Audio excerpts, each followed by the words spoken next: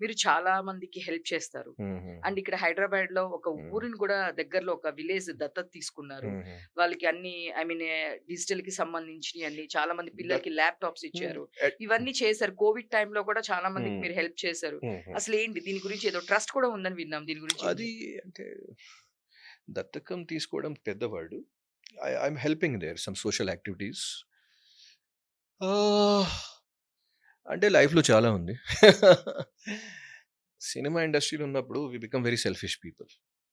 24 hours నేనే, నాది, ఎందుకు, ఎలా, నేనే మాత్రం అట్లాంటి అట్లాంటి ఆలోచనలు ఎక్కువ అవుతుంది. So, a person has to give back to society. ఒక సమాజం కోసం, సొసైటీ కోసం కూడా ఏదో చేయాలి. సో, ఆ ఆలోచనతో నేను ఒక 12 ఇయర్స్ అవుతుంది నాకు. I'm working for educational reforms హ్మ్.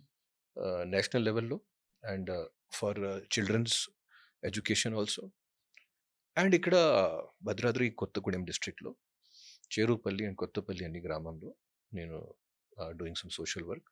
సో, అక్కడ ఇప్పుడు వరకు ఒక లైబ్రరీ కట్టడం, సోలార్ లైట్స్, అంబులెన్స్ పెట్టడం, డిజిటల్ సెంటర్స్, అక్కడ ఉన్న స్కూల్స్‌కి ల్యాప్‌టాప్స్ ఇవ్వడం. కొత్తగా రీసెంట్‌గా ఆరో ప్లాంట్, ఓహ్! ఇది అన్నీ చేయడం జరిగింది. సో, ఒక 12 ఇయర్స్ పడింది ఇన్ని చిన్న చిన్నవి కూడా చేయడానికి. సో, అండ్ అక్కడ కూడా కొంచెం వచ్చేది ఆ ఏరియా వచ్చేసి ఒక ట్రైబల్ ఆదివాసీలు ఉన్న ఏరియా ఎక్కువ. అక్కడ కూడా నేను ఈ రిఫార్మ్స్ ఎడ్యుకేషన్ పరంగా కూడా